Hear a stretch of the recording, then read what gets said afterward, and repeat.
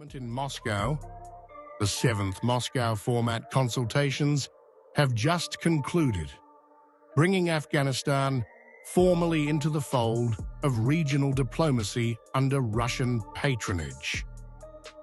For the first time, Afghan Foreign Minister Amir Khan Muttaqi attended the forum alongside top envoys from India, Iran, China, and Central Asia. This marks the first high-level participation since Russia officially recognized the Taliban-led government, removing it from the list of banned organizations earlier this year. Moscow hailed the event as proof that issues concerning Afghanistan cannot be resolved without Afghanistan. It is my great pleasure to open the 7th meeting of the Moscow format consultations on Afghanistan. It is heartening that this format has become an authoritative international platform that brings together key regional countries. The Afghan side, in turn, called Russia's recognition historic. For Kabul, it's not just symbolic, it's strategic validation from a world power, and a sign that the Islamic Emirate is gaining legitimacy beyond Western approval. Muttaqi credited Moscow with opening great opportunities for Afghanistan's economic and political integration into Eurasia. This decision will forever be engraved in gold letters in the history of Afghan-Russian relations. You have set an example for the entire region that will remain in its collective memory for a long time to come. Then came the sharpest warning from Moscow yet. Lavrov accused the West of robbing Afghanistan's sovereign funds and demanded compensation for decades of war. The message was unmistakable. Moscow wants to position itself as the new power managing Afghanistan's future, not Washington. They continue to withhold Afghanistan's sovereign financial assets and maintain sanctions and restrictions on its banking sector. We urge them to return what they have appropriated and take responsibility for post-conflict reconstruction. Lavrov's speech also drew red lines. He warned against any foreign military presence, directly referencing the United States and NATO and their former base at Bagram, north of Kabul.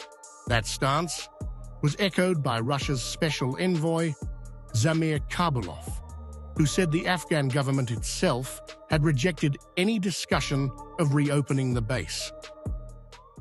We reiterate that third countries' military infrastructure in Afghanistan or neighboring countries is absolutely unacceptable, no matter the pretext. The military presence of non-regional actors could lead to instability and new conflicts. The Afghan minister firmly stated that the Afghan government would not allow any foreign bases to be located on its territory. This includes the Bagram Air Base. Together, Moscow and Kabul have effectively closed the door on any Western military comeback. But to understand why this matters, Bagram isn't just any airbase. It was the nerve center of U.S. operations during the 20-year war. A sprawling fortress used for airstrikes, detentions, and intelligence coordination. When the U.S. withdrew chaotically in 2021, Bagram became a symbol of America's defeat, and later a trophy of Taliban control. Now, it's resurfaced in geopolitics again. This time, because of Donald Trump. Last month, Trump told reporters at the White House that Washington was in talks to take Bagram back. It was his most aggressive foreign policy statement yet since returning to office, a signal that he wants to reassert U.S. control over the region. Trump called the base strategically vital, noting it's just an hour from China's nuclear sites.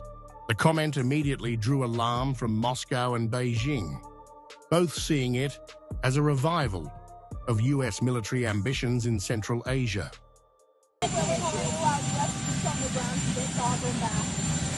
We won't talk about that. We're talking now Afghanistan, and we want it back, and we want it back soon, right away. And if they don't do it, you're going to find out what I'm going to do. Afghanistan's response has been defiant. At his press briefing in Moscow, Mutaki declared that foreign occupation is over permanently. He said Afghanistan is ready to trade and engage, but on equal terms, not under military pressure. Afghanistan is a free and independent nation. The Afghan people have never approved of foreign presence. We wish to develop economic, political, and diplomatic relations with all countries, but we will never tolerate foreign presence. It is unacceptable. And now not just Russia, China has entered the frame. In Beijing, the Foreign Ministry warned that the US must stop exaggerating tensions. The statement was clearly a response to Trump's Bagram remarks, and a message that Beijing now sees itself as a regional stakeholder alongside Moscow and Kabul. Afghanistan's future and destiny should be in the hands of the Afghan people. Exaggerating tensions and creating confrontation in the region is unpopular. We hope all parties will play a constructive role in promoting regional peace and stability. This week's Moscow format has done more than recognize Kabul. It's redrawn the map of influence. Russia is asserting control over the region's diplomacy.